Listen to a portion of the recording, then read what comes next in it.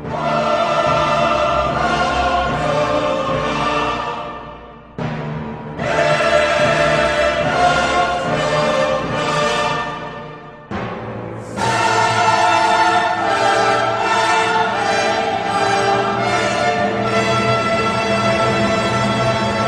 we begin, feel free to go ahead and hit the subscribe button.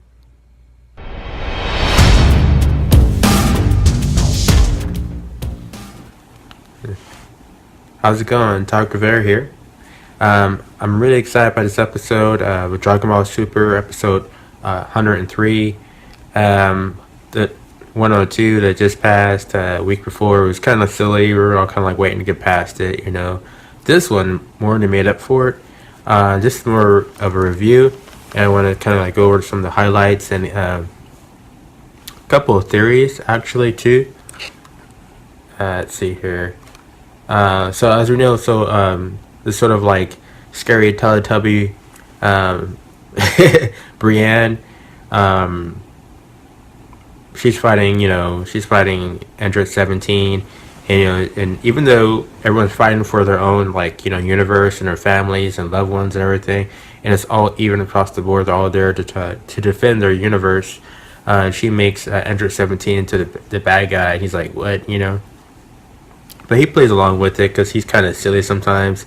He has like a really funny sense of humor. Like I think that's one thing that separates him from his sister. Like they're both, very aggressive, direct fighters, which is really admirable. But at the same time, she's kind of like Android 18 is more, I don't know, like definitely more to the point. And Android 17, he will like play with you a little bit, and then he'll like just knock it out.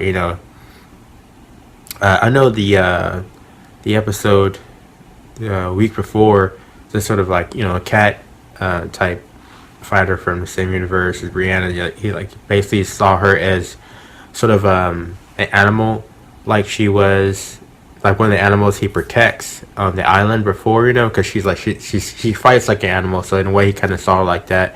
So he had like this remorse or something like that, So she was more like, she has the claws and teeth, she like was biting his arm like an animal, which he thought that was kind of cool, it was like, oh, that's cool, He goes, interesting fighting style, but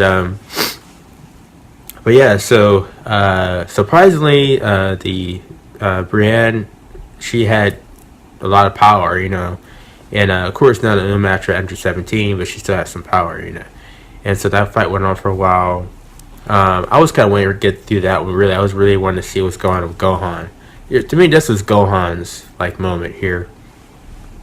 I think we have more highlights, more moments in the near future, but it's definitely his moment. So, for example, he actually had like 2 fights. I think about it, but Potamo, I'm like, come on, Potamo. Everyone's like waiting for Potamo to get out of here, and really, they kind of like. Giant yellow monstrosity that guy is, we were just like, I think even Piccolo was like, this guy's annoying, just get rid of him, but that was pretty funny. So like one thing a lot of people were trying to figure out, so Goku basically fought him before, and he did all the punches, things like that, and people like tend to just punch him, kick, and throw blasts at him, not much effect. So I believe his whatever he receives, he teleports to other dimensions or something like that, so he doesn't get the full effect of everything, which is pretty cool. And is also like rubbery on top of that, buoyant, so he was taking all Gohan's hits. At first I was like, and everybody else was like, why is he doing that? Because he knows better. I mean, I think even Piccolo mentioned that he gave heads up about how he operates, but that made me suspect that he was doing something. Then I started to see like there was not 1 second in between his punches. It was consistent punches. So I was like, okay, he's doing something. As soon as Tamo's foot went off the ground, and you see like it wasn't going back to the ground, like he was kind of going back, he started to realize what was happening. Basically, just using that momentum. And if you can't, because when you step up, people's weight, especially as tall as that thing and heavy as he is, he's going to go back for his steps, so he can't go forward. And even when he was shooting energy blast out of his mouth at Gohan. He has to like look down to do it, and he has a big stomach, and he's like 10 feet tall or something like that. So he can't even look down because he's being pushed back. So his blast going over Gohan's head. I think Gohan. I'm trying to think. Gohan and Goku, I think they're about 5'9" or 5'10" or something. It's something like average height. Not really that short, but not really tall either. Just like average height. Crazy build though, but average height. And Gohan was just like really just impressive. I mean, he just kept going through, and then left off the ground, and then did a Kamehameha, push him out there. Knocked him out quick. But really, really, the fight came after that with Gohan. That was something else, man. We were actually pretty nervous. We were pretty nervous. What's his name? Albany or something like that, or he had some attacks, and he had a lot of power.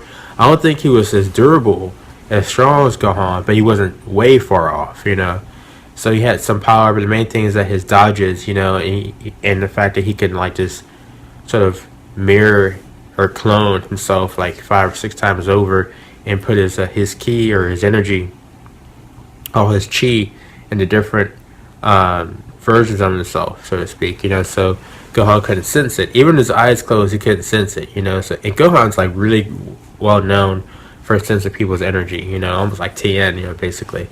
But yeah, so I was kind of like, what the hell is gonna do, And then for the fact that he powered up his mystic form, which could take more damage and recover better than his base level by far. So I was like, that was smart. So he went to basically his mystic form, just took a hit as soon as he gets to that range, because he had to commit a hit when he hit it. So he grabbed his arm as it's being committed, and then just like start punching him right there, or took that kick and like went in. So he would trade blows, but knowing that he would receive less damage, or at the very least, it would give more damage to the other guy, because he's stronger, Gohan's stronger. So that probably could work for everybody, but that's it. In that instance, that would definitely work. Used his advantage, he got through, and then Albany's energy just,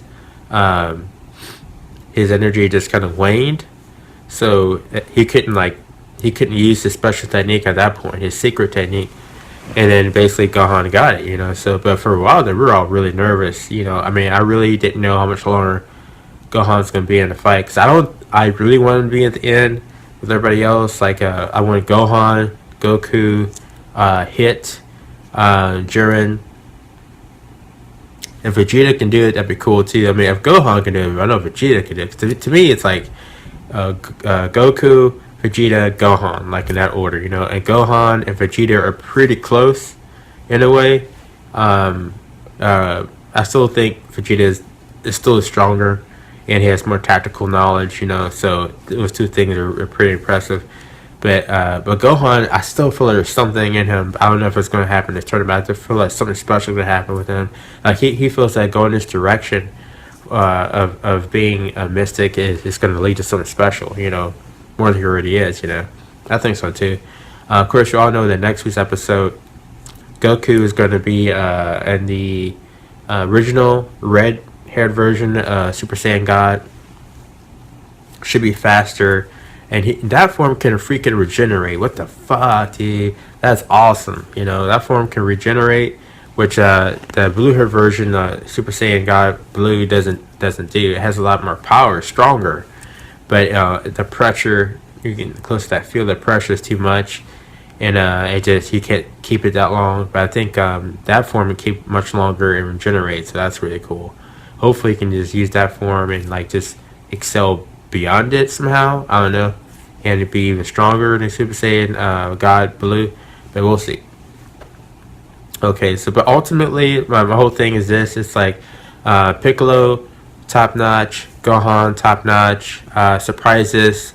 It was so sad though to see how it ended. Like when Universe 10 was gone, and you can see that guy's pendant hit the floor or something and opened. You can see the family that he had, and then Gohan has the family too, and he's like, shit, I just killed this guy and his family and everybody else in his universe, and it's like, well, I mean, you have to for this point, and maybe the Dragon Balls can bring it back, or something else, or it's gonna work out, because there's no way every single universe but Universe 7 is it. I mean, it will be, I think, at first, and then something's gonna happen. So we'll see, man. But that was a great episode. Next week's episode, tune in for that, because that's gonna be like probably one of the favorites. I mean, Hit with Goku tag teaming the Pride Troopers, so that's gonna be awesome, man.